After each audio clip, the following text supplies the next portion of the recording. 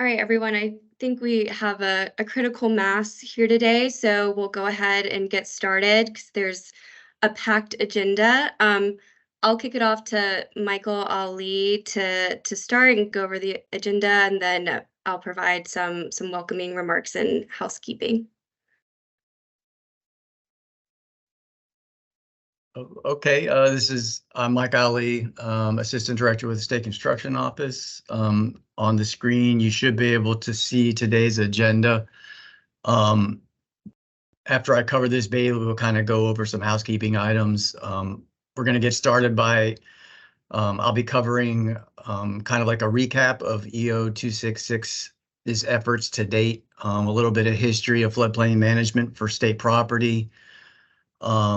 And how we kind of got to this point today. Then we're going to cover in order the efforts of 5 ad hoc groups and what they've determined to be their best recommendations for incorporating into the policy. And after each discussion, there'll be a brief Q&A. I believe those questions should be put in the chat. I think Bailey will talk about that a little bit more. At the end, we'll have additional time for Q&A before Bailey will wrap us up. Great, thanks, Michael. So if you can go to the next slide. Yeah, great, thank you. Welcome, everyone. Thanks for joining us this afternoon. My name is Bailey Rechtenwald. I'm a climate advisor to Governor Cooper, and today we'll be discussing Executive Order 266. Michael will get into much greater detail about the history of this executive order and why it's needed. But to start, I'll just say that the order directs the Department of Administration to develop a new uniform floodplain management policy that applies for state-owned construction, which is a very important point. This does not apply to every new building in North Carolina, just state-owned buildings. But we are hoping that this policy will position the state to lead by example, both with other states, local governments, any organizations that are interested in resilient buildings and building for the future. So over the past year, a committee of interagency experts, these ad hoc committees, have been developing recommendations for the Department of Administration to consider in this policy update. The purpose of this webinar is for the committee to present recommendations to both the Department of Administration and stakeholders, both internal and external to state government. So although I've seen these slides, this is the first time I'm hearing these presentations. I'm really excited for us to all hear about these recommendations together. These are definitely not final. This is what the ad hoc groups have come up with. And the reason why we're having this webinar today before the draft is out for public comment is because we want your input on the front end as DOA develops this new policy. Next slide, please. So some general housekeeping to level set before we start. Please be sure to stay on mute when not speaking. As Michael said, feel free to put questions in the chat for each presentation. We'll have about 5 minutes after each one for some Q&A, and then there should be a good amount of time at the end once we've seen everything for some more conversation. So if you could just raise your hand when you want to ask a question during the Q&A section or put it in the chat, we can make sure we get to it. This meeting will be recorded and the slides will be available online. And at the bottom of the slide, you'll see the link to the DOA sustainability webpage. That is where you will be able to find more information about EO 266, along with the recordings and updates. In general, for the timeline of all of this, DOA will take what we learned here today in our conversations and recommendations to then draft over the next couple of months a new policy, which will be available for public comment by September 29th. And then following that, there will be a 60-day public comment period through the end of November, in which folks on this call and others can submit their comments to DOA. And then the final policy will be published in January. So with that, I will pass it off to Michael to dive into, and these are our presenters for the day, sorry, and you can see it's a very diverse group of state government folks from all across our agencies, and I will pass it off to Michael to talk more about the actual executive order and why it is needed and we're here today. Thanks, Bailey. So before I get started with kind of a recap, if I could have every presenter unmute and activate their camera so everybody could see their face, we'll just introduce ourselves in order, um, per the slide here. So first, again, I'm Michael Alley. I'm Assistant Director with the Construction Management and FCAP Group with State Construction. Hi, good afternoon, everyone. My name is Rafael Esposito. I'm a civil structural engineering supervisor with the design review section of the State Construction Office. Hey, good afternoon, everybody. My name is Erin Futrell. I am the NFIP Eastern Branch Planner, work under the Department of Public Safety and Emergency Management. Good to be here today. Thank you. I am Brian Radakovic with the Highway Floodplain Program. I'm a supervisor within the hydraulics unit, part of a technical service with NCDOT. Looking forward to presenting today. And I'm Marlena Byrne with the North Carolina Office of Recovery and Resiliency. I'm the Deputy Chief Resilience Officer, and I'll be presenting on the nature-based solutions component. Thanks, everybody. So I'm going to turn my camera up now just to save bandwidth. So you might be wondering why now? Why does EO 266 ask us to revisit North Carolina's floodplain management policy for state property? Why is DOA to consider and incorporate new flood resiliency standards? What's the urgency? After all, we've had a functioning floodplain management policy in place for well over 30 years, and North Carolina has weathered plenty of flood events in our history. For example, the deluge of 1940 pummeled the western part of the state as a Category 2 hurricane, which traveled up through Georgia before dumping 21 inches of rain on the North Carolina mountains. Rivers flooded from Watauga to Jackson counties. This photo is of the Tuckasegee River in Cullowhee. Or Hurricane Hazel, which made landfall in North Carolina in October of 1954. It's the only Category 4 storm to strike North Carolina at full strength. It traveled along the coastline, its winds and flooding decimating many communities. Damages were approximately $1.3 billion in today's dollars. So those storms were from around 80 years ago. There were many before them, and I'm sure there'll be many after. So why are we talking about this now? It's the trends. Storm intensity is increasing. The recurrence rate for major hurricanes is on the rise. Take Hurricane Matthew in 2016, for example. Even without making landfall in North Carolina, Matthew still caused catastrophic flooding over the coastal plains of eastern North Carolina, with record storm surge levels of nearly 6 feet and 12 inches of rainfall that caused an estimated $1.5 billion in damages. Or look back at Hurricane Florence in 2018, originally a Category 4 hurricane. It hit Wrightsville Beach as a Category 1 storm and proceeded to dump 36 inches of rain over 4 days, affecting much of the state in some way. Damages exceeded $24 billion. So these recent storms are part of an overall trend that the number and frequency of extreme weather events is rising. This is something we're not only seeing in North Carolina, but across the country. Think about the 2021 flash floods in Tennessee or the flooding in Vermont that just occurred earlier this month. Believe what you will about why this is happening. There can be no denying that these events are affecting a larger chunk of the population and are costing all of us more money. This is a graph compiled by NOAA, which shows a month accumulated cost of each year's billion-dollar disasters since 1980. These disasters include flooding, severe storms, hurricanes, tornadoes, and other things. I'll draw your attention to the colored lines, which are the top 6 costliest years. Note that all of them have occurred within the last 20 years, and the top 4 have all occurred within the last 7. And in 2023 is following the current trends. This slide highlights cost by month. And as you can see, 2023 has the second most costliest June on record, trailing only 2021. So these disasters are costing more and are straining our communities and local governments.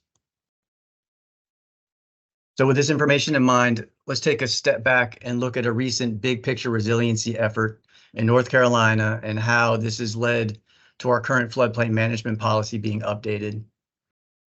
So given current climate trends and with an eye on North Carolina's future, Governor Roy Cooper issued EO 80 in October of 2018. It's titled North Carolina's Commitment to Address Climate Change and Transition to a Clean Energy Economy. It established several goals such as commitment to reduce greenhouse gas emissions and investment in clean and renewable energy. Pertinent to today's discussion, it ordered the creation of new plans and councils whose focus would be climate risk and resiliency. It also directed cabinet agencies to incorporate climate adaptation and resiliency into their policies and programs. So stemming from EO 80, the North Carolina Climate Risk Assessment and Resiliency Plan was published in 2020. It identified areas of vulnerability in state infrastructure assets and programs. These vulnerabilities related to intensifying hazards such as severe storms, hurricanes, coastal flooding, and sea level rise. It also established an interagency resiliency team headed by NCORE, and this group has been working with state agencies to develop or improve their own resiliency strategies. As for DOA, one area identified for improvement was the current floodplain management policy, also known as EO 123. So why was EO 123 highlighted as an area of need? First, the policy hasn't been updated since 1990 and is overdue for a checkup. In the decades since this first order went into effect, research and real life events have improved our understanding of floods, flooding, and hydrological best practices. It's time that our policy reflected these improvements. Some other lackings, the freeboard requirements in the current order is well below current trends and recommendations. The current order does not explicitly discourage or prevent new development in the floodplain. Any state entity can currently build in the 100-year floodplain, provided the building is elevated or flood-proofed. Given the magnitude of damages and recovery investment we're seeing annually, the optimal approach to protecting state property and taxpayer dollars is to limit development in the floodplain to structures that are functionally dependent on being there.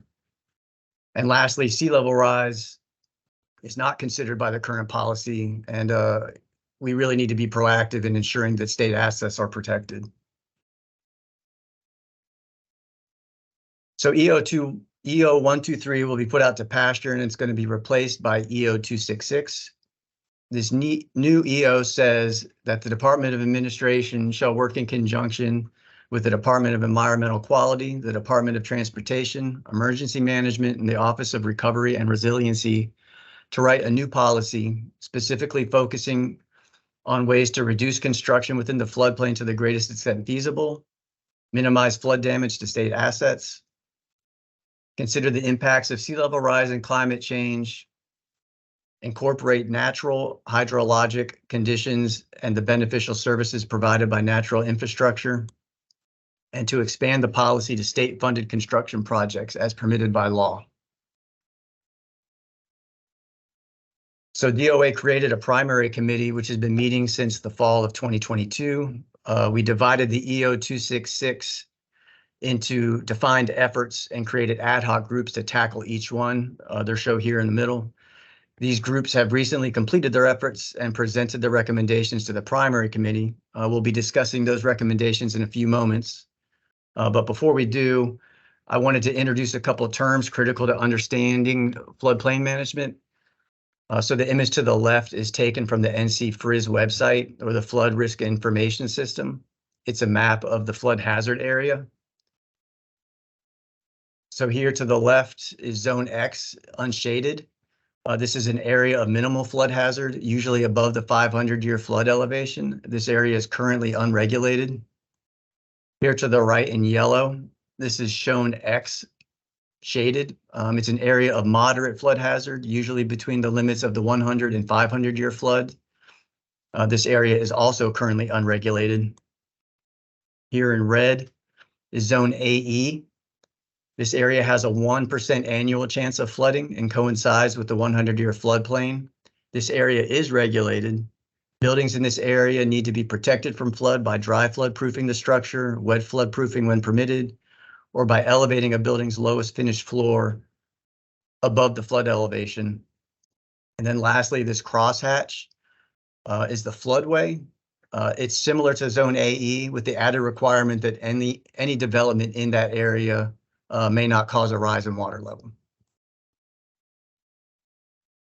So you may hear the term development used today. The state's floodplain management policy applies to all development. This includes buildings, bridges, paving, dredging, grading, and any other land disturbing activity. Crudely put, if you have a project located in the floodplain and you're putting a shovel in the ground, you're probably going to need a floodplain development permit. Base flood elevation historically refers to the elevation of surface water resulting from a 100-year flood event. And then freeboard is an additional amount of height added to the base flood elevation to place the finished floor of a structure above anticipated floodwaters. And with that, I have completed my recap.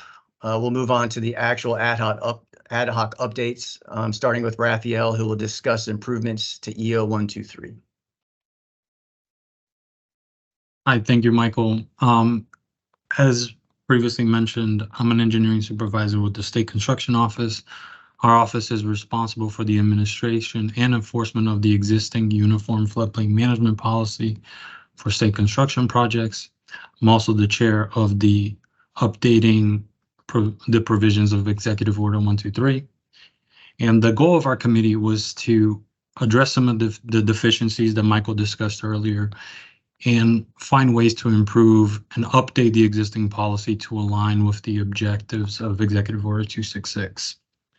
This is including updating the policy to be aligned with current standards such as ASC 24 and the North Carolina Emergency Management Model Ordinance, and establishing ways of reducing construction in the floodplain.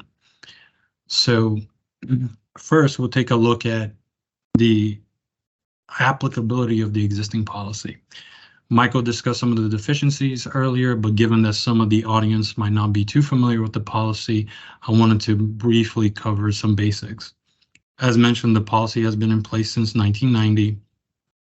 It is administered by DOA via SEO, which is a division of the Department of Administration, making us effectively the floodplain administrator for state construction projects.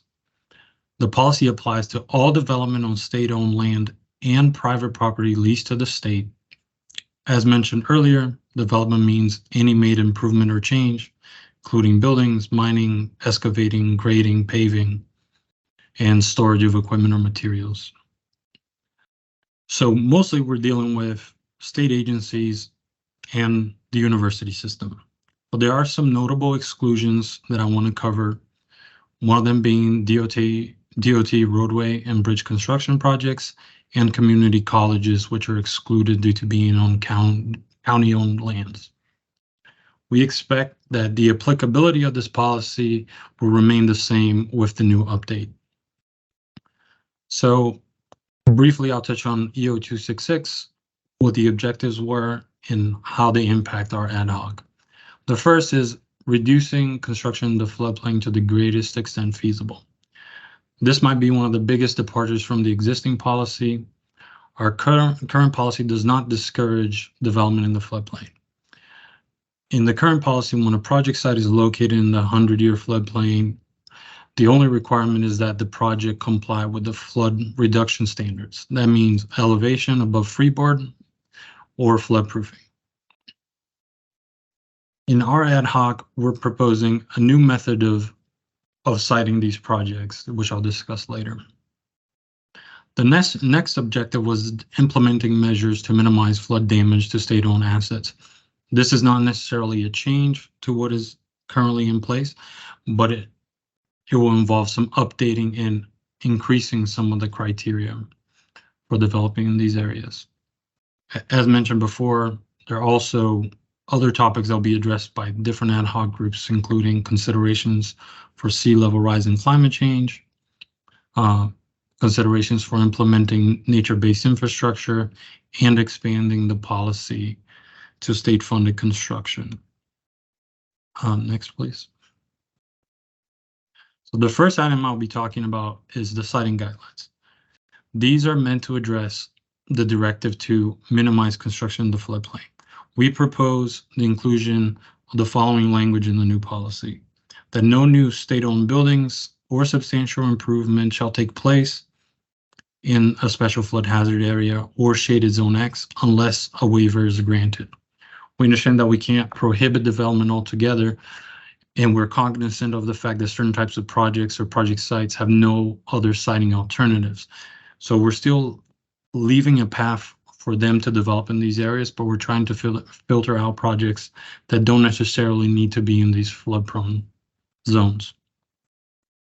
The initial premise is that development is not allowed, and we propose the following basic considerations for a waiver process.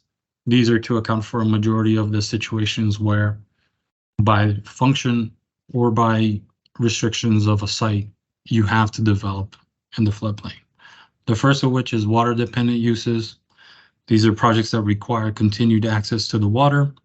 These would be your ports, water treatment facilities, boathouses, fish hatcheries, and other similar uses, as well as passive public access. This is areas that provide recreational access to shorelines or water bodies. Think of your boating access areas or public fishing areas. Critical facilities, buildings that are necessary due to public health, safety, or welfare, and that might need to service a community and that is located in the floodplain. We also understand that structures with historic designations might require repair or rehabilitation, so those would be allowed to improve or renovate their structures which were likely in place before firm maps were even established. And the last category here, which is physical site constraints, is meant to address projects without any alternative site locations. These are projects that are either entirely in the floodplain, so no developable area outside, or project sites that are partially in the floodplain or shaded zone X that don't have buildable area due to other development that has already taken place, as well as topographic conditions that might hinder compliance. These are not definitive. We want to recommend that the main committee expand on these and perhaps create a decision-making matrix, which we'll be happy to assist with. The next topic will be an updated design guideline. The vast majority of projects look at compliance with the design standards via elevation. Freeboard, as Michael mentioned, was an elevation above the FEMA established 100-year base flood. So our current recommendation is based on the 2020 Climate Risk Assessment and Resilience Plan, which was prepared by DEQ with the assistance of the North Carolina Institute for Climate Studies at NC State University. Based on their studies, they recommend a 2 feet freeboard for non-coastal counties, which are highlighted here in blue. For coastal counties, we're recommending a 4 feet freeboard, and the additional 2 feet is to account for the increased natural vulnerability of these low-lying areas, which are exposed to both coastal and riverine flooding. It's also to account for future inundation risk and increased storm surge levels from rising sea levels from climate change. The final recommendation that I'll be discussing today is related to substantial improvement. And for those not familiar, substantial improvement is related to existing structures and is defined as the reconstruction, addition, renovation, and improvement of a building or structure that exceeds 50% of the market value. So as of now, the only way that an existing building is required to comply with the policy is if this threshold is met. And if so, they would need to elevate or floodproof their building. We're recommending that this tracking of substantial improvement be done over a certain period of time. We're recommending 6 years, which would account for 3 biannual budget cycles. We settled on this time frame based on the typical interval between renovation projects that we see here at SEO. And I'll give you an example of how this would work. Here you have a breakdown of a typical substantial improvement project. If you were to track it over time, you have elapsed time. These would be 3 projects over a 6-year period. The market value of the building, which changes over time, depreciation or added improvements that increase the value of the building. the cost of improvement, percentage of current market value, and cumulative percentage. You can see here that in this scenario, it wasn't until the third project in 6 years that the threshold of 50% was reached. So in the previous policy, these projects individually would not classify for substantial improvement. So that means that the building can remain vulnerable and non-compliant, subject to maybe repetitive flood damage. In this scenario, tracking would be done and we'll be able to ensure that buildings that are non-compliant are flood-proof or elevated, and safeguarding state investment in those properties. So with that, I conclude my piece of the presentation. I'll open for any questions that might come through the chat.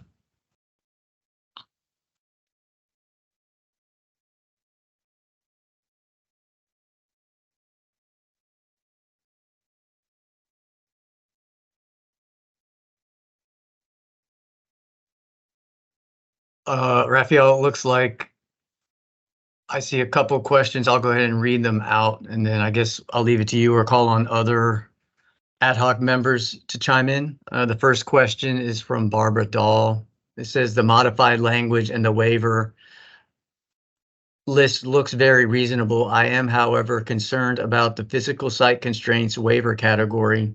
This seems like an open door for allowing anything to be constructed in the floodplain with the excuse that, well, we don't have any other option. Would you care to comment on that? Yeah, thank you for the question, Barbara. Yeah, I could see your point. This is why I mentioned that this is still a work in progress. We need to make, some sort of grading or rating criteria that would create a more objective approach rather than allowing just an applicant to make a subjective justification of why we can't, why we have to build here and why we can't site alternatively. From my understanding, we don't have the power to just dictate for agencies or universities. You have to go and acquire new property. So we're trying to capture situations where existing sites don't have anywhere else to build. Some examples come to mind, like some of the aquarium properties, the ports, where they might not have developable land already that is outside of these areas, and they might need to develop or improve for their operations. But definitely we're open to suggestions. This is something that, because these recommendations are freshly new, we still need to work out with the main committee of how to create a good matrix or a good grading or rating criteria to remove any possibility of what you discussed, which will be, we don't really need to. All right. Raphael, another question. This is from Todd Miller with the NC Coastal Federation. Is there an opportunity for this policy to extend the avoidance of floodplain siting criteria to the land acquisition phase of a project? So this wasn't explored during my ad hoc. I think this will be later discussed with expanding the policy to outside of, the constraints of what we typically see, which is development in state-owned areas, and maybe work with agencies to provide some sort of guideline for when to acquire sites and when to focus on land acquisition, but that's not something that we have currently. So Todd, I'll chime in as well. I believe this is an excellent point. I don't know that we had considered it to date. I do think we have the authority to incorporate something like this into the policy, so we'll make note of it and address it as the final document is written. Raphael, there's one more question. So, right, well, maybe two, but we'll just get to this one right now. This is from Grady McCallie. She says, really like the approaches. One question about linking substantial improvement to the market value of the property. This creates a differential impact in areas where property values are rising quickly, which has the impact of doubling down on the properties where the financial hit from the loss is increasing fastest. I'm guessing that's something you've wrestled with. So, we looked at two different ways of tracking substantial improvement, where market value would be set at the first time of improvement, or at the time of each application, which is similar to the example I gave. For state-owned buildings, we haven't seen this sort of effect in the same way that, you know, residential construction is experiencing it, but definitely something that we might need to consider a little bit more if we start seeing market value prices rise to the same effect as we're seeing on the residential front. So I agree, Raphael and Grady. I think that if somebody were to use this new EO as a model for their own ordinances, this is something that they would want to consider. But I agree with Raphael that generally speaking, I don't know that something like this would impact state construction projects significantly anyway. Stephen Morgan asks, would there be a need to create a board of adjustment to allow variance? And if so, who would serve and who would chair? So we have not recommended there to be an interagency board. I thought similarly to how it's applied now, this would be an SCO technical review board, but I imagine if we wanted to incorporate this, or if the main committee wanted to incorporate this, SCO might chair, and we might invite some of the same agencies that were involved in creating the policy, emergency management, DOT, the Office of Recovery and Resiliency, and DOA. And then Raphael, a follow-up question to that. In addition to the rating criteria, perhaps there would be a technical review committee to ensure the waiver is truly warranted. Is that something you've considered? Yeah, this is something that we kind of debated of trying to, you know, keep it streamlined just because of, you know, having to get together with an interagency council logistically might be difficult versus keeping it in-house and creating an SEO technical review. But this is something that we considered. We would have to just see what kind of logistical issues that poses. Very good. Thanks, Raphael. That's all the questions I'm seeing in the chat. If you didn't get your question in, remember we'll have additional time for Q&A at the end of the presentation. So I'm going to mute myself and move on to the next. Sorry, then the next topic.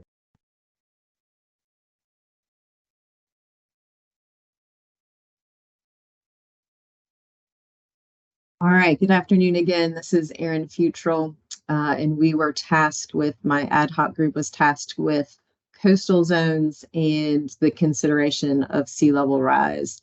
And that goal really was to incorporate sea level rise into the floodplain management policy. And the topics would include the rise extent. So what is the projected sea level rise for our region or our area? What is the impact on our coastal A and V zones? What are the data sources that we could use? And then, of course, if we are establishing these parameters as far as maybe setbacks from the coastline or for sea level rise, we would want to integrate that into North Carolina's flood risk information system, which is our official flood risk mapping program. So the sea level rise considerations, why are we looking at this? North Carolina, due to its landforms and unique habitat, has been defined by the National Oceanic and Atmospheric Administration as a state with significant vulnerability to sea level rise. And so therefore we should really think about considering implementing some sort of parameters to follow for development that may be subject to or current state-owned projects that are currently in the projected sea level rise. So for coastal high hazard areas and coastal AE zones, we wanted to align the policy with the North Carolina NFIP coastal model ordinance, and it was previously referred to as the NCEM model ordinance, and this is the same model ordinance with the same recommendations. So we wanted to include coastal AE zones, which have a 1.5 to 3 foot wave potential in with the coastal high hazard area development standards. And that would require the insertion of some relevant definitions. That would be your coastal AE definition, and of course the limit of moderate wave action definition, which is that line delineating the landward extent of your 1.5 to 3 foot waves. There are a couple existing definitions that would need to be revised, and that would be to clarify that the coastal high hazard area wording only refers to the VE zones. And then, of course, we want to make sure that we include coastal AE zones in our reference level definition to show that our reference level is actually to the lowest horizontal structural member instead of the first floor. And that's for compliance purposes with our policy. So some of the definitions that we want to integrate into this policy that are relevant to sea level rise is going to be our global mean sea level. These definitions were pulled from our NOAA report that I'll talk about in a second that we referenced. The global mean sea level is really the average height of the entire ocean surface. So that one's just kind of broad ranging. And we wanted to really differentiate and include those relative sea level definitions, and then of course regional relative sea level. The relative sea level is the measurement of the sea surface elevation relative to a local datum. So it's more specific to North Carolina, and it's going to incorporate both the global rate of rise and the other dynamics affecting land and or sea movement, such as tectonic uplift, land subsidence, things like that. So that's why we pulled those out. Regional relative sea level is for the Southeast region, and this is identified by our NOAA report for the year 2100. You can go to the next slide. We did create a couple new definitions to support our policy recommendations. The maximum sea level rise elevation is going to be based on the highest base flood elevation that we found along the North Carolina coast. And then we would add our freeboard to that, and then the regional relative sea level for that area. So basically, this is going to be based on the relative sea level and what that BFE is and our freeboard that we determine. Same thing with the minimum sea level rise. This is the lowest BFE along the North Carolina coast and the freeboard and regional relative sea level. The sea level rise setback is really going to be the landward extent of the projected regional sea level in the year 2100 based on the NOAA report. This would be depicted on our North Carolina Flood Risk Information System maps. So it really is just where that sea level rise is going to be located by the year 2100. The sea level rise elevation standard is going to be a combination of our base flood elevation, the freeboard that we choose to adopt for this policy, and then our additional elevation standard based on the regional relative sea level rise. So it's going to be specific to one of the options that I'm going to talk about here in a second. So that's really going to be our elevation standard, which is shown here. So we have our finished grade on the bottom, and then we have our base flood elevation as depicted on Frizz. And then we'll have our relative sea level rise elevation. And of course, we're going to add some freeboard to that as well. So it's going to incorporate quite a few factors in the sea level rise. We, as our ad hoc committee, understand that there's a lot of factors going into the decision on considering sea level rise. So we didn't think it was great to just provide one option. So we did provide a couple options to go by. So really, these three options are going to be based on the NOAA global and regional sea level rise scenarios for the United States report. This was done in the year 2022.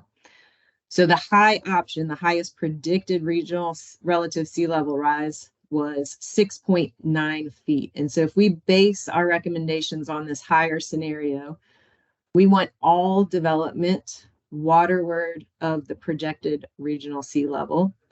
to be subject to this standard. We also, for this high scenario, wanted to add an additional setback from where that sea level is going to be in the year 2100, and that was 1/4 mile. So an additional setback landward of that regional sea level. Based on that 6.9 foot rise in sea level, we rounded that up to add an additional 7 foot of elevation for our sea level rise elevation standard. And we realize this is a very high standard, but it would bring those structures out of the projected sea level and hopefully out of harm's way. Our option 2 took a step down. It went to our intermediate to the high scenario. This was a prediction of a rise of 5.2 feet. The development would be, that is applicable for this, is everything waterward of the sea level rise setback. And so we would round that down to add an additional 5 foot of elevation above the BFE and the freeboard. Our third option went to kind of the medium intermediate range of the predicted sea level rise, and that was 3.6 feet. And so everything waterward of the sea level rise setback or that sea level would be applicable for this policy. We recommended rounding that up to an additional 4 foot of elevation above our BFE and freeboard. Because we do have General Statute 113A-107.1 dealing with sea level policy, this policy limits any kind of regulatory information or data for sea level change to be delegated to the Division of Coastal Management. And so if that does not allow us to utilize any other information, then the North Carolina Sea Level Rise Assessment Report, we would go with this scenario. And so we looked at that report, and the highest scenario for that, or the maximum relative sea level rise, was 10.6 inches. That report went out to the year 2045. And so based on our previous rounding up and down, we rounded that up to a 1 foot additional elevation above the BFE and our freeboard. And again, there's 4 options. This one is based on our North Carolina Sea Level Rise Assessment Report. The other 3 are based on the NOAA report. So in addition to those elevation standards, we did come up with some common development regulations that would be common to each one of those 4 options. What we did determine is that there should be a higher standard for the siting, design, and access for structures or facilities identified as high risk to the public or high disruption to the community, as determined by the ASCE 2414 document, Flood Resistant Design and Construction. And so with those structures that are high risk or high disruption, we recommended an additional 2 foot of elevation to get them out of harm's way and to maintain their functionability or functionality during floods and the sea level rise. Raphael just talked about some substantial improvement, substantial damage. Those structures that were deemed to be substantially damaged or were getting substantially improved would be subject to our new construction standards. We know that there's times where there's renovations and there are additions to existing structures. If those renovations or additions don't get deemed to be substantial improvement, we still want them to consider how to design and construct to minimize flood. And so we would want to elevate or flood-proof electrical and mechanical as much as practical. We'd want to install flood vents where they currently weren't existing into those below sea level rise elevation standard enclosures. We would also consider abandoning the use of the below sea level rise elevation standard enclosures for any other purpose other than building access, storage, and parking. So removing any kind of residential uses below this elevation standard. design and construct public access ways, roadways, in that to above or at the sea level rise elevation standard as much as practical. So elevate or protect those access ways to those facilities and buildings.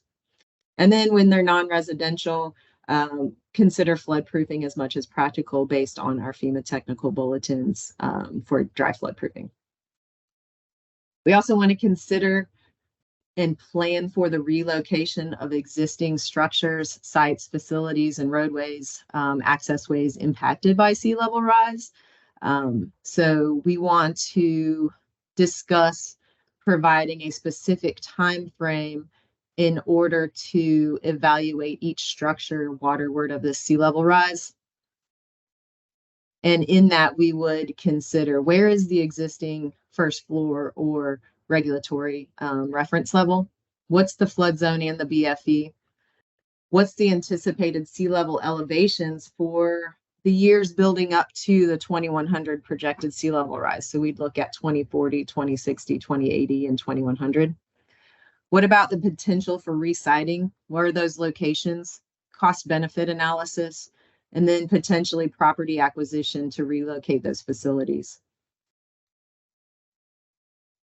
Additional siting and design considerations. I think they've already kind of tackled this, but I think it was noteworthy that to mention that we really want to look at siting landward of the sea level rise setback. We don't want these buildings to be subject to additional hazards because of the sea level rise. Siting on higher ground when possible. Minimize siting in areas subject to other hazards and multi-hazard design and construction. And then, of course, thinking about shoreline protection methods in conjunction with common engineering practices and incorporate in nature-based solutions or just use nature-based solutions. So I believe that ends my presentation, and I'll take any questions. I know that was a lot, but I'll try to do my best to clarify.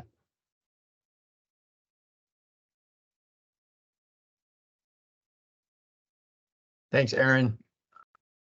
I'm looking at the chat.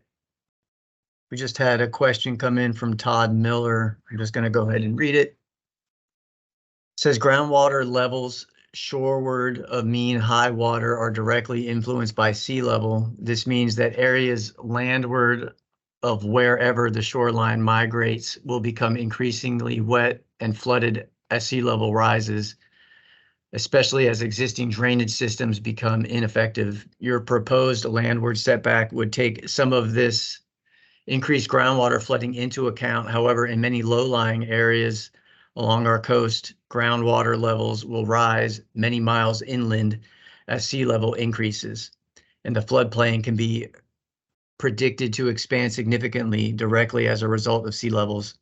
Can you factor the influence of sea level rise on groundwater levels within this policy?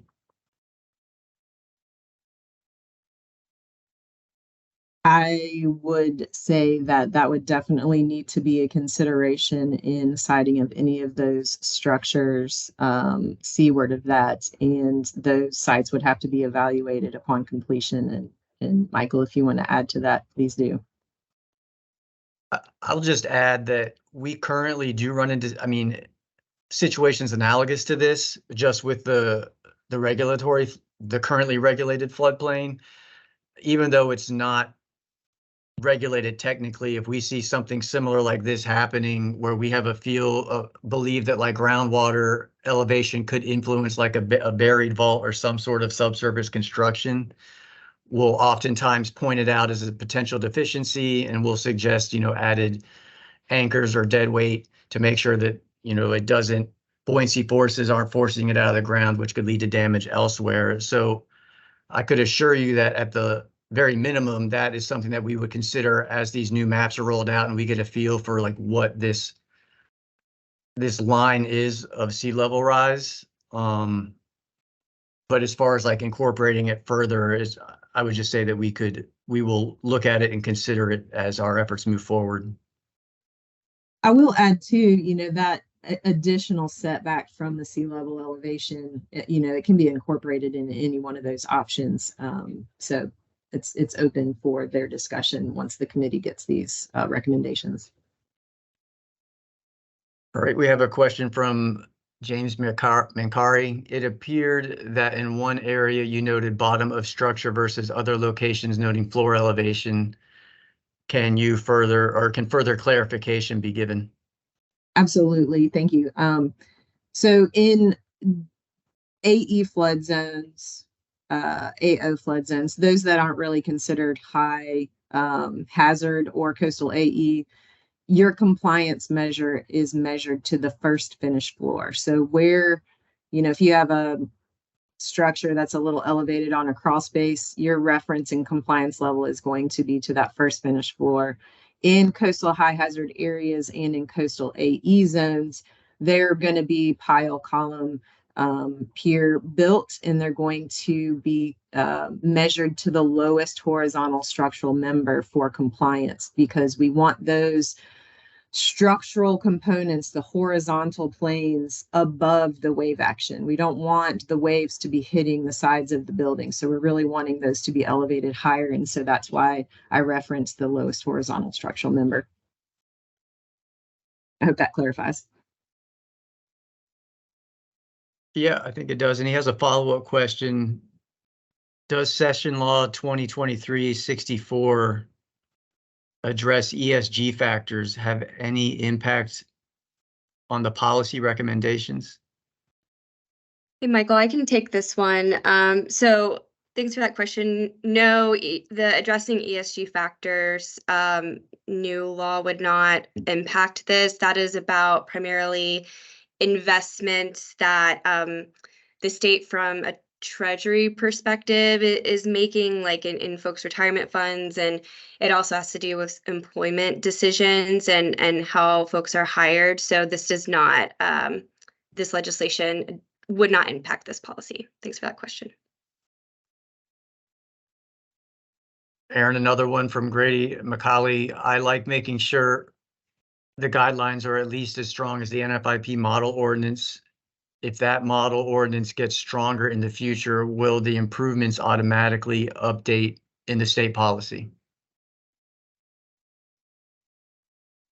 I'm going to defer to you. I would assume that until we get another directive from the governor to update that policy, it would be maintained as is or as adopted here in the near future.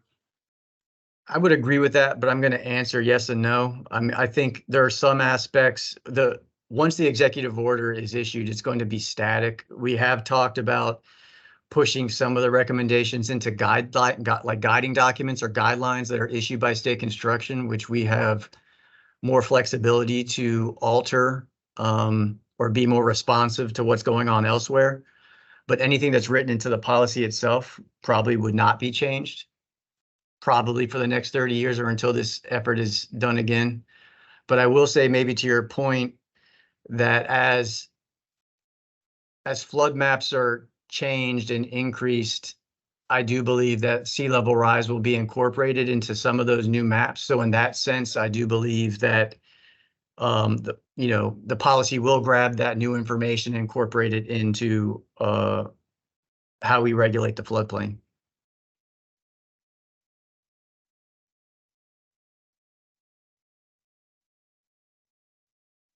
So I don't see any other questions. So again, remember, if you think of something after this, we can address it at the end of the presentation. I'm going to go ahead and mute myself and move on to the next topic.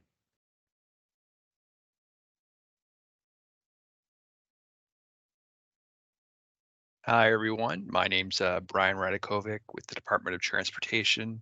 As I stated earlier, I'm with the Highway Floodplain Program, which is our responsibility to facilitate all NFIP review approvals for any NCDOT highway project within a designated floodplain area. My ad hoc committee was given the task of trying to figure out how to determine enforcement within Zone X.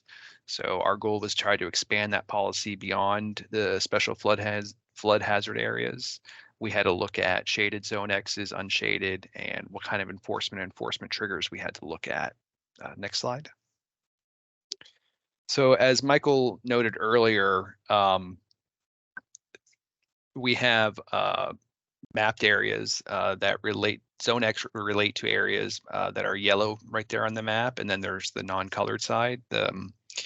So what we had to do is, the easiest ones to look at actually were the zone X shaded areas. These are in detailed studies. We have base flood elevations with them. So we said, well, that's pretty simple. We'll expand it just to include the 500-year chance. Next, we said, well, areas adjacent to the 500-year that are prone to flooding are also pretty easy to identify. They're right next to a detailed study. We have information that we can use to help enforce the expansion. The other area, which as you can see for this map, most of the state is going to be in a zone X unshaded. There's not really much information we have. So we had to look at what other evidence exists out there to determine potential flood hazards. Next slide. So for that, we looked at various neighboring states. We looked at communities within North Carolina that have policies that actually address this. And what we determined was some of the best solutions out there actually deal with soil survey maps. So USDA provides a web soil survey map that shows that classifies a flood frequency class. That is the picture in the upper left-hand corner, I believe. That's the red and yellow and green. So they have various levels of flood frequency classes, from none, very rare, rare, occasional, frequent, very frequent. We locked in on the occasional. So basically anything with an occasional flood frequency class would be identified as a flood hazard area. Occasional means that flooding occurs infrequently under normal weather conditions, and the chance of flooding is 5 to 50% for any given year. The next thing we looked at were actually individual communities that have developed flood-prone soil maps for their community. Wake County has one. That's the picture in the left-hand side there. So these were developed very community specific. They've gotten information from it's more detailed than the USDA one. So any community that has this information, we would expand the policies to include any kind of shaded area. The next one, which I think is probably going to be the most beneficial in the future, is FMP's advisory flood map. So the advisory flood map basically studies or provides non-regulatory flood hazard mapping for unmapped areas throughout the state. So it goes beyond their traditional regulatory flood mapping extents. Currently, it is limited to the I-95 corridor within the state, but it is going to be expanded throughout the whole state. What's nice about this map is, unlike the soil web maps, the advisory map does provide some elevations that help us trigger. The next one is kind of more of a community focused one. These are areas of repetitive loss due to basically, if communities know of an area that gets flooded constantly, we wanted to make sure we include those also. Those may be from just stormwater drainage issues.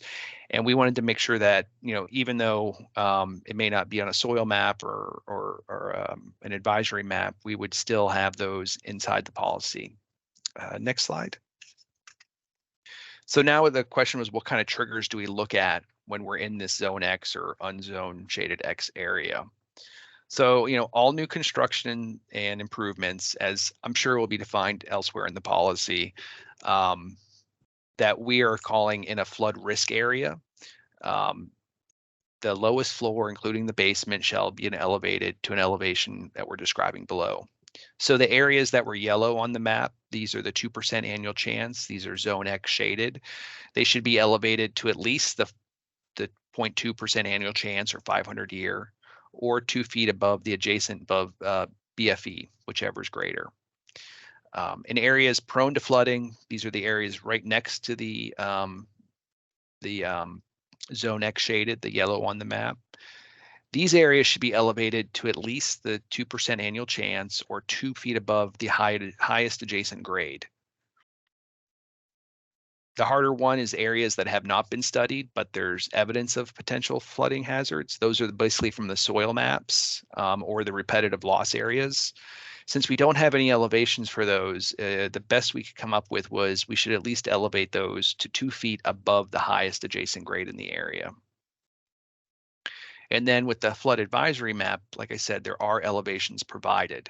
So for this, we figured we should elevate it to 2 feet above the 1% annual chance or the 2% annual chance, whatever is greater in that area. There's lots of different scenarios in the advisory map that could be viewed. Next slide. So our recommendations to the committee was to basically provide some additional definitions, which you saw earlier about the zone X shaded and unshaded, and then what the advisory map is. Provide standards for areas outside the SF special flood hazard areas to look at. So that's within the 2% or 0.2%, with right outside the 0.2%. If there's no study, where can we look? And then provide basically the base flood elevation plus freeboard for each of those areas. That's all I have. Thank you. Until time for questions, I guess.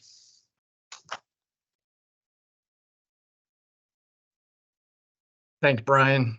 We'll give everybody a couple minutes to get any questions they might have in the chat. I will say this was a pretty straightforward ad hoc topic to pursue. And there was a lot of available information, like I said, from neighboring states and even local communities within North Carolina that are already pursuing these kind of standards.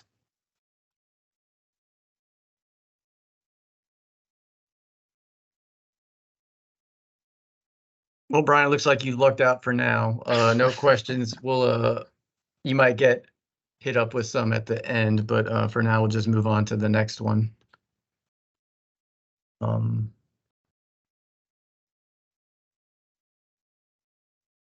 And this one is mine. I'm going to talk about EO 266 proposed expansion to all state-funded projects.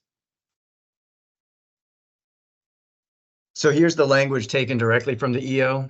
In summary, it says we need to analyze the legal, financial, environmental, and regulatory implications of incorporating state-funded projects into the executive order. We have to generate a separate report summarizing these findings by January of 2024. And we shall include provisions in the updated policy that expand the policy to state-funded construction to the extent feasible and permitted by law. It was this last part that was the focus of my ad hoc. We basically asked ourselves, can the new policy be expanded to all state-funded projects? And if so, what portion of the policy should be applied to those projects? So we first looked into our authority. Legally, are we allowed to force a policy upon a project for which we have no oversight? We scoured the general statutes and we found a number of applicable laws. To summarize the two on the screen here, local governments may create their own ordinances pertaining to floodplain regulation. The only requirement is that these ordinances meet the minimum requirements of the NFIP. And then similarly, these statutes talk about local governments having the authority to enact and enforce their own floodplain regulations.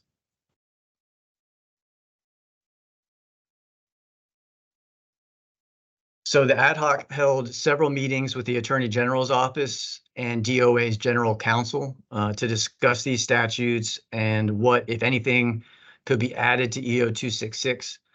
Effectively, were we allowed to supplement local ordinance using a state policy? The answer was no. The law was clear. Participation in the NFIP was at the discretion of the local community. The subsequent regulations are also at their discretion, provided it meets NFIP minimum standards. So we then wondered if we could somehow incorporate EO 266 on the front end of a project. So we met with the Attorney General's office again, but this time included the Office of State Budget and Management to discuss project funding, design criteria, and the overall process. Unfortunately, again, it was determined that current laws would not allow it. The effort would still trigger enforcement at a local level, which, assuming EO 266 provisions exceeded that of a local government, and after all, that's the point, our efforts would not be allowed by law. And that really concluded this ad hoc's efforts, because current laws do not allow state-funded projects to be added to the new EO. We have recommended adding some general language shown here. This is something that Bailey pointed out to me a month ago. I think it came from Idaho in a similar EO that they issued recently. While it won't trigger EO 266 provisions, because it can't, the hope is that owners will consider how floodplains affect the expenditure of state and local funds. Our tax dollars are important, and the continued allocation of such funds for development in the floodplain, is obviously wasteful. So then lastly, the ad hoc. So in addition to that language, the ad hoc will be working on this analysis report, which is a requirement of the EO. The topics are listed here.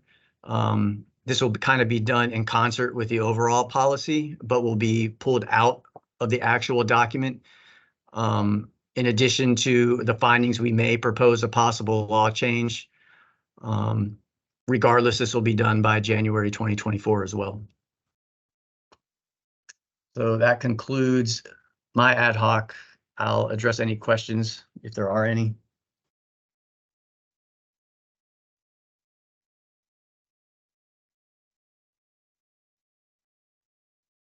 It looks like John Crew has a question. Yeah. A couple of the grant programs from FEMA make participation in the NFIP a programmatic eligibility requirement. Is this not something that we could encourage by making participation or execution or something else? I mean, that seems to me slightly different from the state saying to a local government, you must have an ordinance. This says you must have an ordinance if you want to participate in this program. If I understand the question, it's my understanding from talking with OSBM that let's say that EO 266 isn't expanded per se to include these types of projects, that when the funds are assigned by statute, that it would have to be written in at that point that compliance with EO 266 is a requirement. Mm-hmm. And then that would alert the local communities that, basically their ordinance is being supplemented by this executive order. That was my understanding in the discussions with OSBM, that we State Construction as a regulatory body cannot just say, all right, you got all this funding and now you need to spend, a certain portion of it on EO 266 because it triggers all these other problems which are restricted by law. Michael, this is Marlena Byrne. Thanks. I could jump in with something to add here. Please do. Yeah, I think, Chris, I think your question is a really good one. And I think that the distinction is whether or not, Department of Administration through administering EO 266 could impose something like this. And, the answer, I think, obviously was pretty clearly at this stage, no, without additional legislation or action.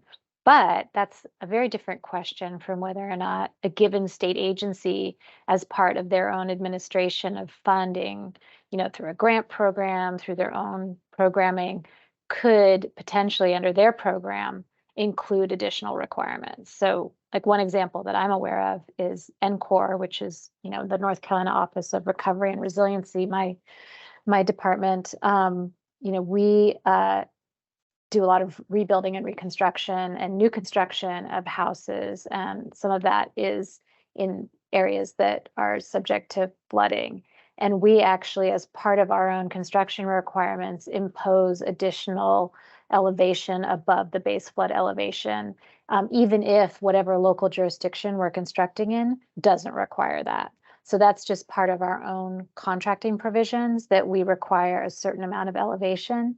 So I think that, that's just one example of, an agency's own ability through their own contracting or their own requirements or their own grant process. So I think one opportunity here in the future is once these new requirements are put in place for state construction, state agencies could look to this and say, oh, next time we put out an RFP for X, Y, or Z, or we're funding, we're administering this grant program, let's include, this selection of things from EO 266 just as part of our own process, if they're allowed to do that under their own grant program. So I think maybe that gets a little bit to what you were getting at with your question.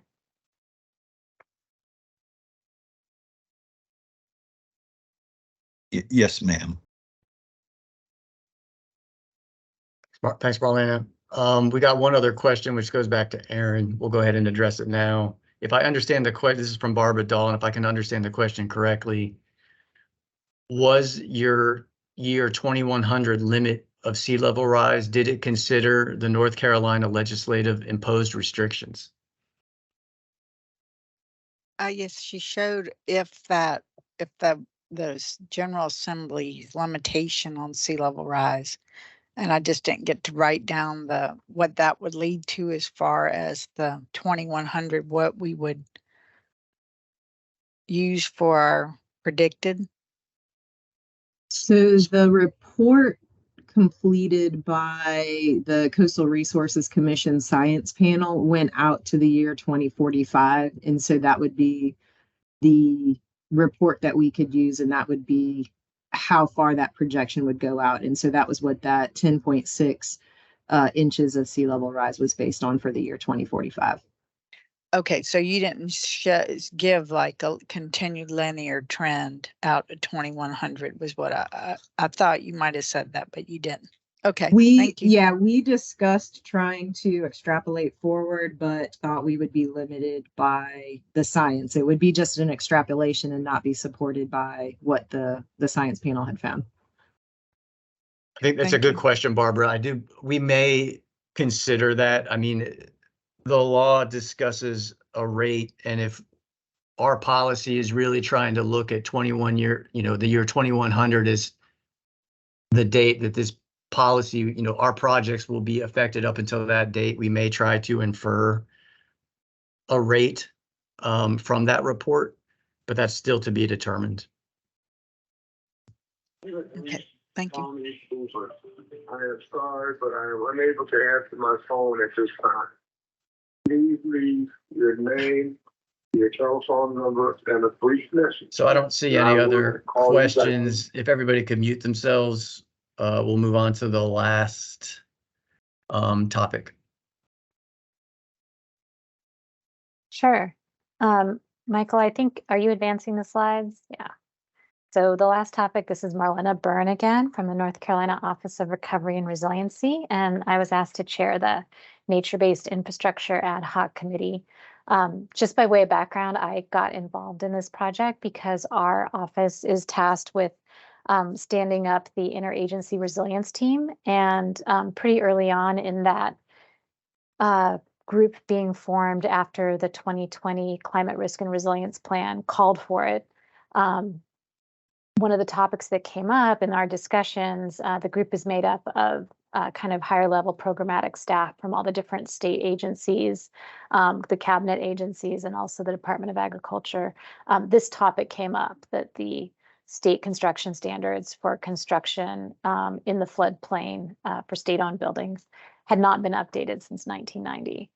So our team worked with the governor's office on this idea of having an updated executive order, worked with DOA and NCEM on that. So anyway, that is sort of the background of how our office became involved in this. But the executive order calls for incorporating nature-based infrastructure to reduce flood risk. And so in the next slide, you'll see that one of the first things we've looked at as part of the ad hoc is how do you define nature-based infrastructure? I thought this would be a good thing to start with, just so that we're all on the same page of what we're talking about when we talk about nature-based infrastructure. So FEMA provides a pretty straightforward, comprehensive definition of it, which is that it's sustainable planning, design, environmental management, and engineering practices that weave together natural features and processes into the built environment to promote adaptation and resilience. I also wanted to provide some examples, and these are in the recommendations that the ad hoc committee put together of what nature-based solutions are when you're talking about flood risk. One of the things that the group has been considering is, how do you incorporate nature-based solutions that both protect the state construction, the state asset that's being built in areas that might be subject to flooding, but also how do you use nature-based infrastructure, also referred to as nature-based solutions, to protect downstream or other nearby users that might be impacted by the fact that you're constructing something, either in the floodplain or in areas that are subject to flooding.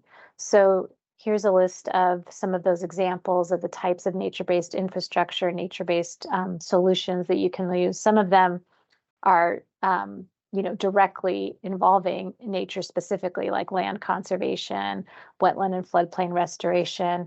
Others are incorporating, natural processes and nature into combining it with what we'd call like gray or, conventional infrastructure. So that would be things like including green roofs, suspending pavement, or creating other permeable pavement options when you're dealing with plazas, parking areas, and sidewalks. Can advance the slide, please. So the current iteration of the state construction standards doesn't include any reference to nature-based solutions or to any kind of nature-based infrastructure. Executive Order 266 mentions nature-based infrastructure twice. One is that the new policy should include provisions that support natural hydrologic conditions and the beneficial services provided by natural infrastructure, and that it needs to provide standards, options, and considerations for including nature-based infrastructure to reduce flood risk. So this group has, just on the nature-based infrastructure piece, held one other kind of public meeting that was actually in person at the Marbles Kids Museum on May 10th. Coming out of that, it was organized by the North Carolina Coastal Federation and the Pew Charitable Trust and our office and the Department of Administration. We had about 50 people attend, and we had presentations from a bunch of different experts in the field. Most notably, there was a joint presentation by the Coastal Federation and the Pew Charitable Trust on different existing state and federal approaches to using natural infrastructure strategies to reduce flood impacts. And then we also had a presentation by Annette Lucas on incorporating low impact development and nature-based solutions into this group. So the state agencies that are represented on the ad hoc committee, you can see them listed here. We've had 3 meetings and then a lot of communication by email about what the recommendations should be. So I'm going to go into a summary of the recommendations on the next few slides, but I do want to note, we're kind of coming at the end of all the other presentations, and there is some overlap. I think both because the opportunities for incorporating nature-based infrastructure are going to be cross-cutting across the other issues that have been raised, whether you're talking about how to address sea level rise or inland flooding. There's a lot of opportunities for incorporating nature-based solutions. Also, this group grappled with issues of, how do we propose waiver provisions? You're not going to be able to do this on every project. It's not going to be technologically feasible. It's not going to work with the specific site. There have to be ways to both make sure that projects are including as much nature-based infrastructure as possible, but also recognizing that that's not always going to be technically feasible. My point in saying this is that some of the recommendations that the ad hoc committee made, they understood might get either incorporated into other definitions or other provisions of the policy as a whole, or might be redundant of other sections. So So the recommendations include, first of all, the definition of nature-based infrastructure, also a definition of what it means to be the maximum extent technically feasible. This kind of feeds into the discussion of how do you develop a waiver provision. We want to make sure that cost alone, only cost does not justify determination that something is not technically feasible, that it really has to relate to the site-specific technical constraints involved with a given project.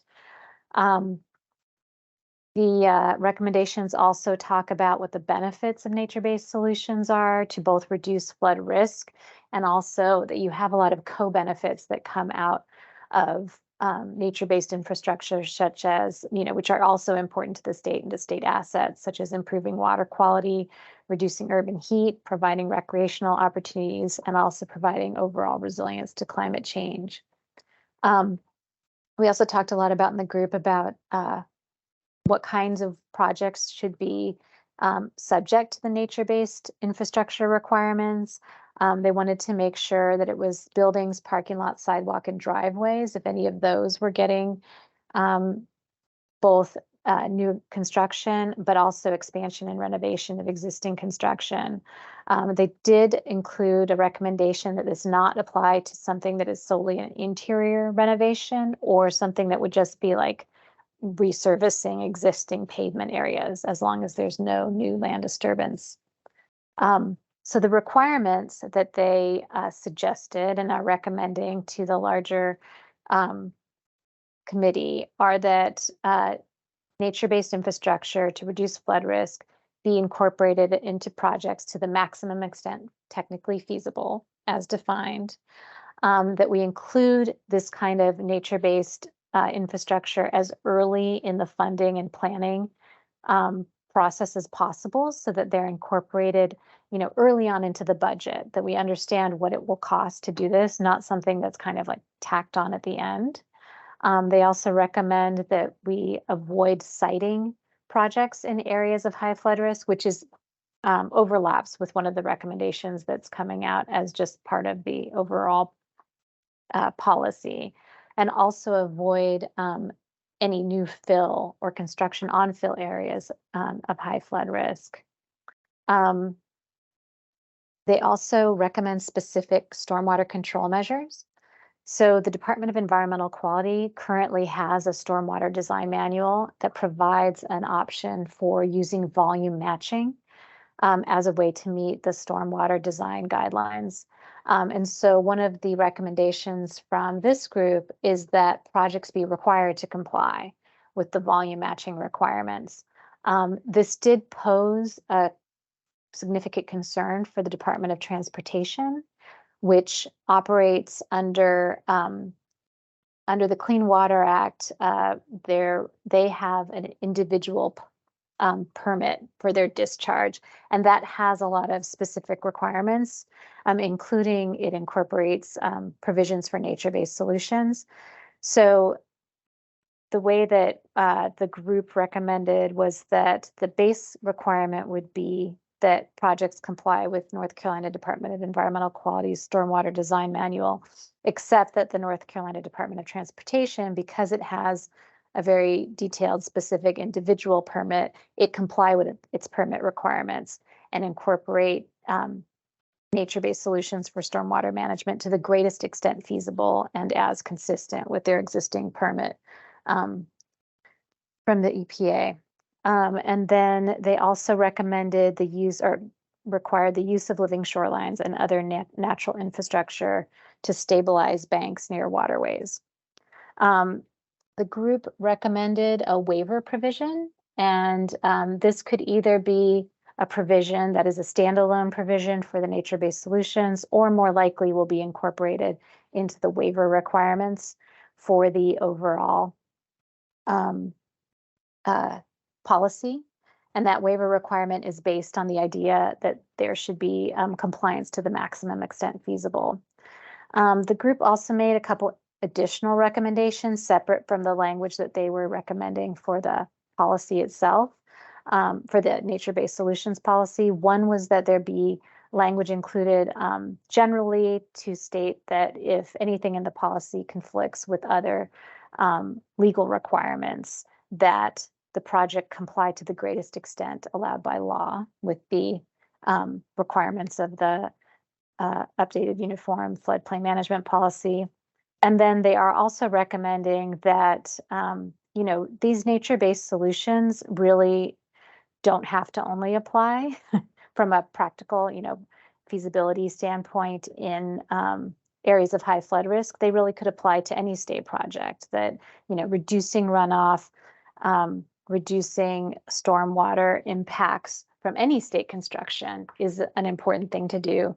So although this is beyond the scope of this effort, which only relates to construction in areas of flood risk, the group wanted to recommend just generally that, the governor or the state legislature consider imposing this requirement for nature-based solutions on all state construction, not just construction in areas of high flood risk.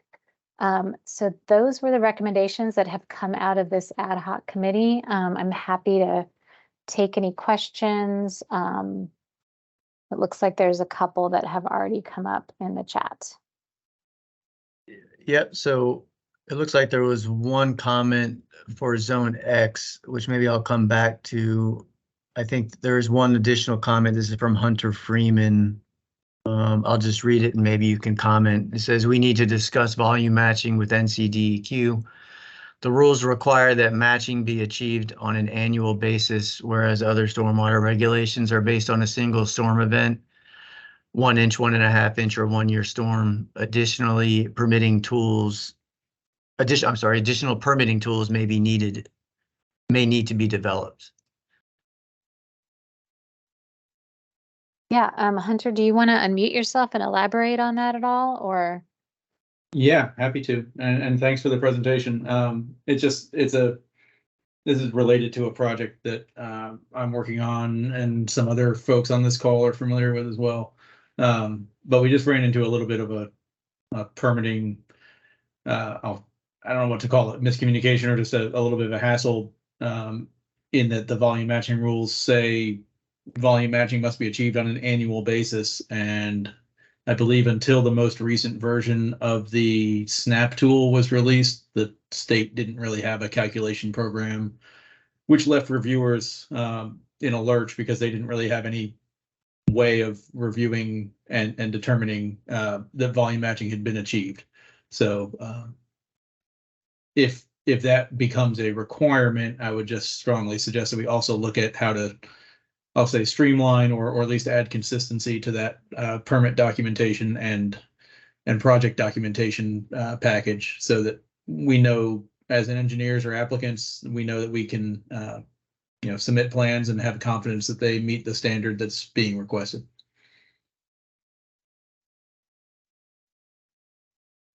Thanks for that comment. I might follow up with you separately on that question. That's okay. Sure, of course, happy to help. Thanks.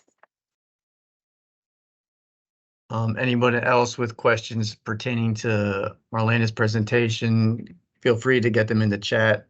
In the meantime, Aaron, it looks like there was another question for you. I don't know if you've had a chance to read it yet. It says, for coastal areas for property not currently in a flood zone, so in Zone X unshaded, but sea level rise considerations would change that. And I guess they give an example, but I think that you and I can probably envision what they're talking about. Yeah. When and how would this how would this be accounted for? So really you're looking at the requirements that are adopted from the recommendations here for the Zone X. So if there is a freeboard that is adopted for Zone X, obviously you don't have a base flood elevation, so you're starting at grade with your freeboard for the Zone X, and then you would implement the sea level rise elevation standard above that freeboard. So you do still have some elevation even in the Zone X. But we do, we're definitely encouraging siting landward of that sea level rise. And in that case, there would be no sea level rise additional requirements. It would be based on the zone in which it's located. So I saw that Stephen Bailey also has a question in the chat, is the volume matching requirement proposed for the portions of the project within the floodplain area? Or would it be required for all parts of a project that impact a floodplain area? So this is a good question. And I think it relates actually to the overall applicability of the policy to a given project. Be my understanding, and Michael, I might need you to jump in here also, that the provisions of the policy as a whole would apply to any project that meets the requirements of being in an area of high flood risk, depending on whether we're applying this to areas within the Zone X shaded area. Is that correct?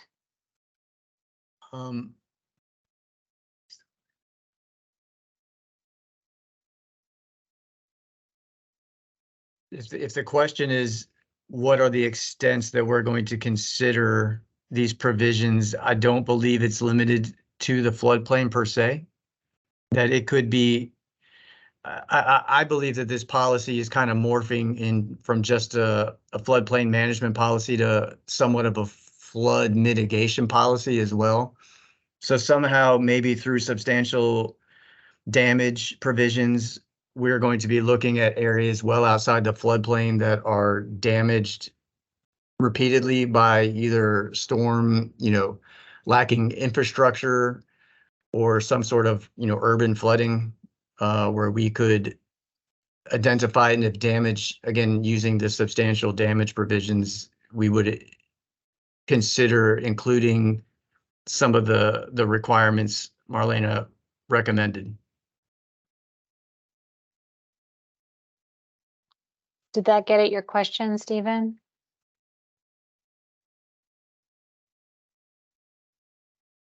Partially. I understand that there's some areas being looked at outside of the floodplains that may be included in this, but often we have projects that encompass areas that are within flood hazard areas and areas that are more highland. So I guess I'm looking at it a little bit from the specifics of trying to figure out, where these lines are drawn with where these requirements would take effect, which would impact the cost on our projects. Could you repeat, the projects are located where? So I'm with Wildlife Commission, so we often do boat access areas, which are water dependent structures.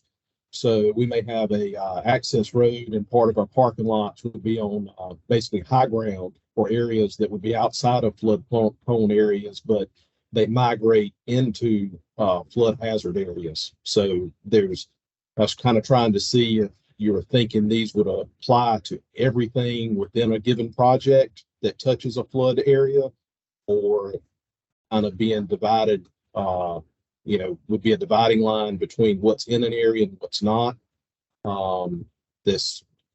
If we've got a fairly substantial amount of pavement to put in, the biggest thing I'm seeing here is permeable pavement as a possible requirement to do volume matching. It gets into determining what parts of the project are applicable to this requirement and which ones would not be. So just so I understand your question, the example you're giving is like if you have a large parking area and let's say 25% of it is within the area that is part of the, high flood risk area that we're looking at specifically, and the other 75% is not? That's correct. Okay.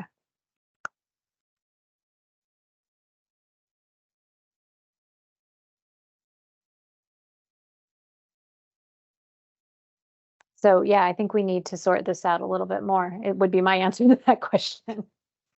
And that'll be part of the next round of iterations of this.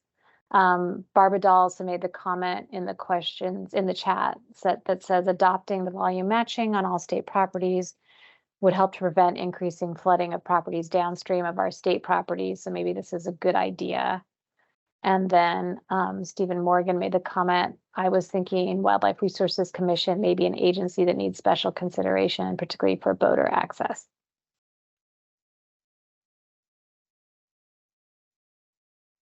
Those projects that were just mentioned certainly would probably qualify as far as like site dependent, it would probably be granted the waiver that Raphael had mentioned earlier, but the question I believe, which we'll have to address, is does that waiver extend to these nature-based policies that are going to be integrated into the EO 266 elsewhere? So that, I think Marlene is correct. That's something that we'll have to address in the future. Yeah, I think there's a lot of different things that a waiver could apply to. You could be talking about just a waiver for the siting requirements, which obviously would be something that would be applicable to something like boater access or, parking for boat ramps, things like that. You're not going to cite those in a way that's going to be away from the water. But I think then you get into a separate question of, okay, if they have to be in this location, then what are the requirements that then are going to be imposed on them? So Hadley Cherish has the comment, from unfortunate experience, one thing to consider from a staffing perspective is that nature-based solutions need to include training for site maintenance staff. Is that something you've considered having specified? I will say that this ad hoc committee has not discussed that. I think it was probably beyond the scope of the group's charge for making recommendations for the policy, but certainly I absolutely agree that one of the things that we'll need to think about as state agencies as we start to implement nature-based solutions on our projects is how do we train staff to be able to maintain them appropriately. I would agree, and I think that's one of the reasons why Marlena was harping on, addressing if this is incorporated into the policy, to getting it pulled into the project very early, during the generation of the OC25s and the funding or the estimate generation, so that the costs associated with the training, which would be required, if you have a large project, that the CM is carrying it as a cost. If it's a smaller project, that the owner is carrying it as a pot of money outside of the contract. Just so long as it's in there and they have access to the funds to make sure it happens.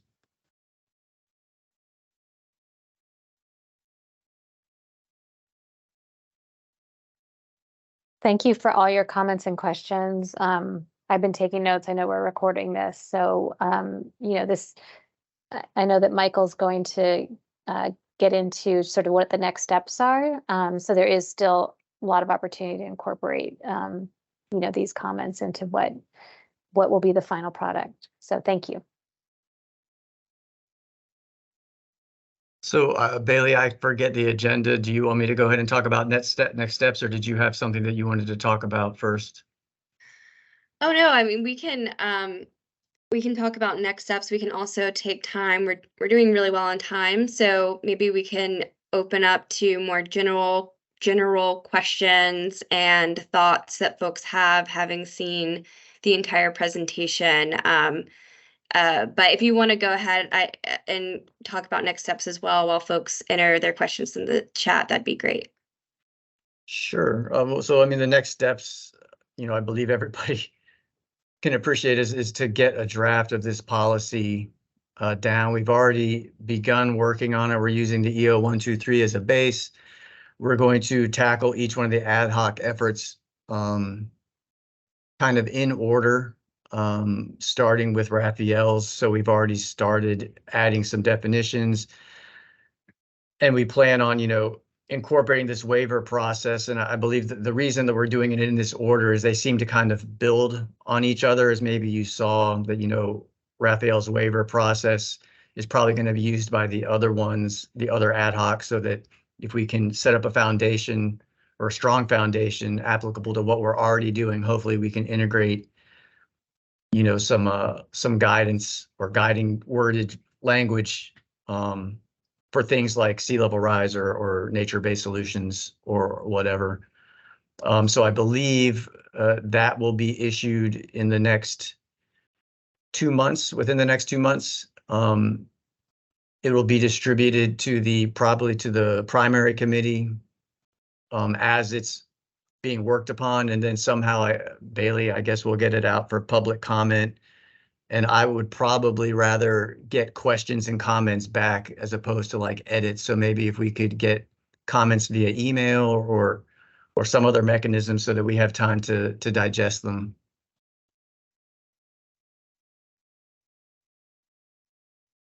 Yeah, I think we're thinking that we will put the draft on the sustainability webpage of DOA's website, and then we'll have one email, maybe Michael's email, although I don't want to inundate you, so perhaps we can create a new one for folks to submit their comments within that 60-day period. Yeah, let's do that. Michael, this is Marlena. I just wanted to note there was one more comment in the chat that I think is worth addressing before we get off, from James Mancari. Okay. So This his is it? comment is, if I have a larger project currently under design that will not be approved to bid before January 1st, 2024, will this need to be incorporated into the project? With the cost impacts of this policy, best suggestions for the additional funding that may be needed? Question mark. So I believe we have talked about this a little bit. I think that we're probably going to consider when the project began. We will have to consider this at greater length, but what, as I'm sitting here right now, certainly if a project, nature-based solutions aside, if you had a project and you had come through our office for, let's say, even SD or DD, you would probably be granted a waiver and you would only be designing to EO 123. And I'm guessing that we would be experiencing projects like that for about 6 months. And then at some point, we would probably draw a line in the sand, after the policy is published, where we would only be considering that. And, maybe as part of the waiver process, we would consider if like a project, for some reason, a project was funded 2 years ago, but put on the shelf for whatever reason, that maybe you would be exempt from certain provisions. I think that as far as like the nature-based solutions, just understanding like what kind of that may increase cost. I mean, all of this may increase cost, but that may be more than others, that may be granted a longer window, looking at when the project was funded. But again, those are things we'll have to consider in greater detail moving forward.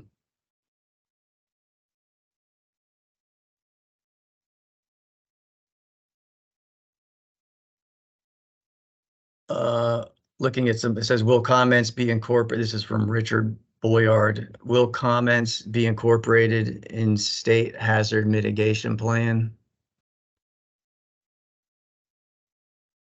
Richard, if you want to unmute, you want to elaborate?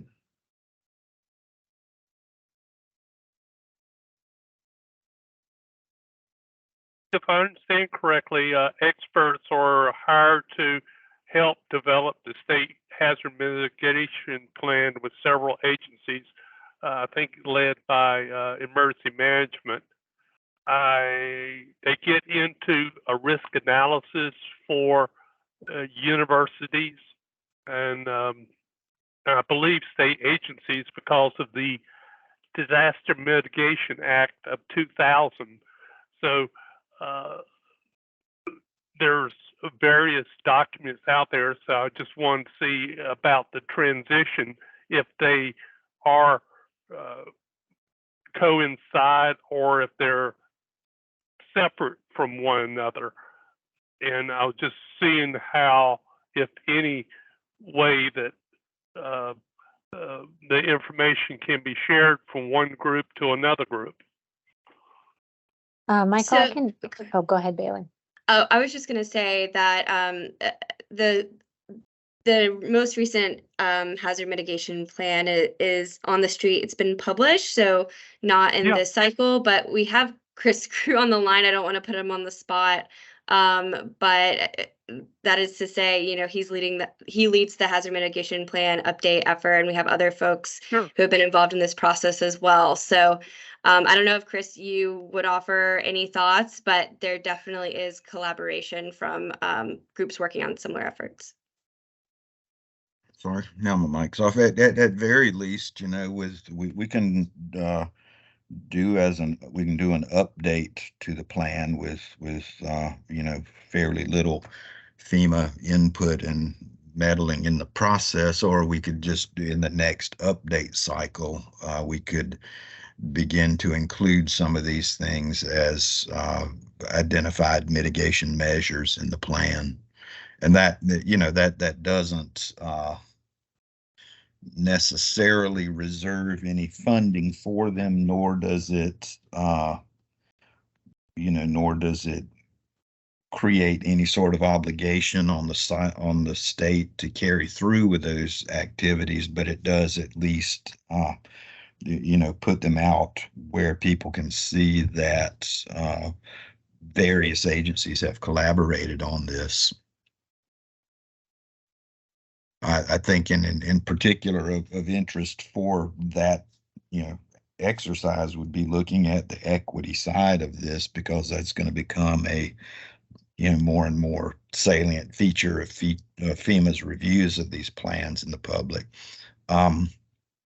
Another thought is that we are also getting ready to undertake an update of 16 of the regional hazard mitigation plans that will cover 50 counties and approximately 300 municipalities. So if there is some language that we want to include, or some measures that we want to present to the local governments for their own adoption as a best practice, now's the time to work on that too.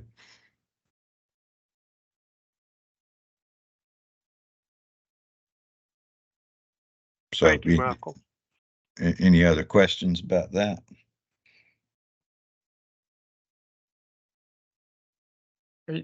There's one other question here. This is from Hadley. Are there any considerations related to how raising buildings in the floodplain will impact ADA or universal design requirements?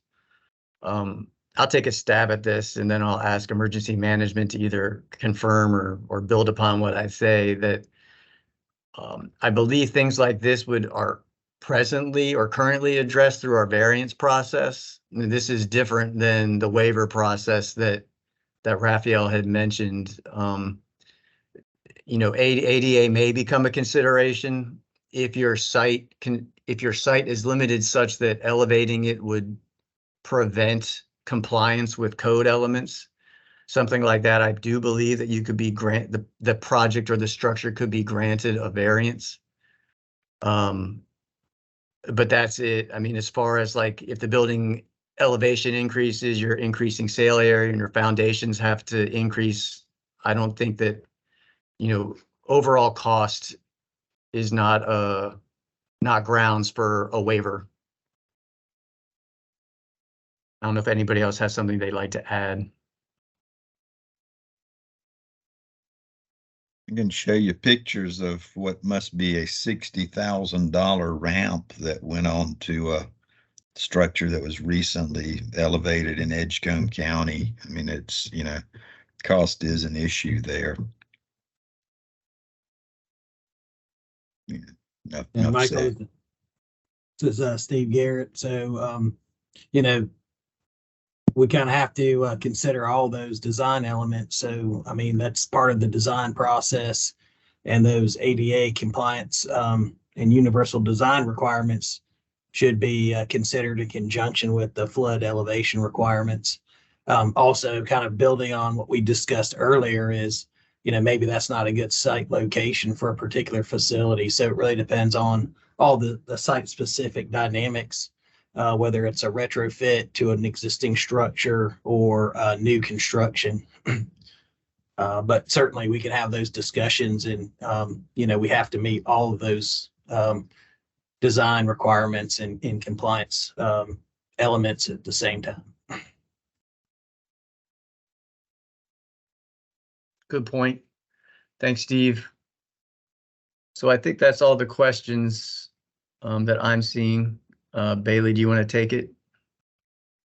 Sure. Thanks, Michael. Well, this has been really helpful for me. Hopefully it's been helpful for all of you. We look forward to receiving more input from you all in the interim. And then once the public comment period is out, We'll be sure to get you these slides, and we can also email the folks who attended this webinar the link once the comment period and the draft is live. So thank you all for coming today. Feel free in the meantime to reach out with any of the folks on these slides with further questions or thoughts, and we really appreciate your participation. Thanks, everyone.